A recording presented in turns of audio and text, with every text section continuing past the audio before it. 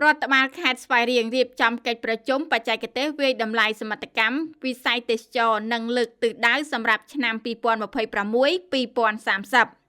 នៅព្រឹកថ្ងៃពុធទី28 ខែមករាឆ្នាំ2026នេះនៅសាលប្រជុំសាលាខេត្តស្វាយរៀងមានរៀបចំកិច្ចប្រជុំបច្ចេកទេសយ៉ាងសំខាន់មួយដើម្បីត្រួតពិនិត្យនិងវាយតម្លៃលើលទ្ធផលការងារទេសចរណ៍នាពេលកន្លងមកនិងរៀបចំផែនការយុទ្ធសាស្ត្រថ្មីសម្រាប់ពេលអនាគតការវាយតម្លៃសមត្ថកម្មបញ្ចប់អាណត្តិឆ្នាំ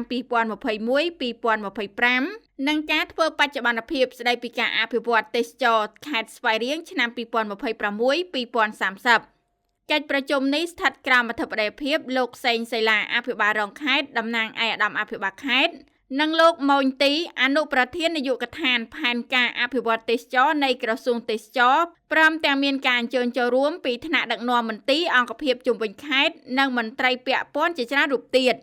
ចំពោះចំណុចសំខាន់នៃកិច្ចប្រជុំនេះរួមមាន 1. ការវាយតម្លៃសមត្ថកម្មបញ្ចប់អាណត្តិ2021-2025 អង្គប្រជុំបានពិភាក្សានិងបូកសរុបលទ្ធផលដែលសម្រេចបានក្នុងរយៈពេល5ឆ្នាំកន្លងមកលើការអភិវឌ្ឍវិស័យទេសចរក្នុងខេត្តស្វាយរៀងទាំងផ្នែកហេដ្ឋារចនាសម្ព័ន្ធសេវាកម្មនិងការទាក់ទាញភ្ញៀវទេសចរ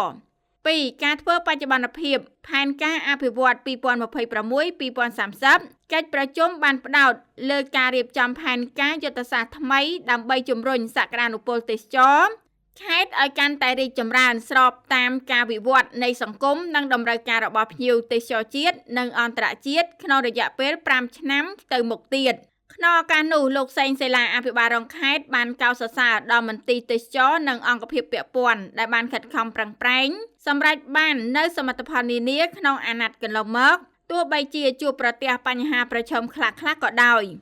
លោកក៏បានសង្កត់ធ្ងន់លើសារៈសំខាន់នៃកិច្ចសហការអន្តរវិស័យដើម្បីធ្វើឲ្យផែនការអភិវឌ្ឍទេសចរឆ្នាំ2026-2030ប្រកបដោយប្រសិទ្ធភាពនិងចីរភាពគួរបញ្ជាក់ថាកិច្ចប្រជុំនេះគឺជាជំហានយុទ្ធសាស្ត្រមួយក្នុងការកែប្រែខេត្តស្វាយរៀងឲ្យទៅជាគោលដៅទេសចរដ៏ទាក់ទាញមួយនៅតំបន់ភូមិភាគអាគ្នេយ៍តាមរយៈការកែលម្អគុណភាពសេវាកម្មនិងការបង្កើតផលិតផលទេសចរថ្មីៗដែលសម្បូរបែប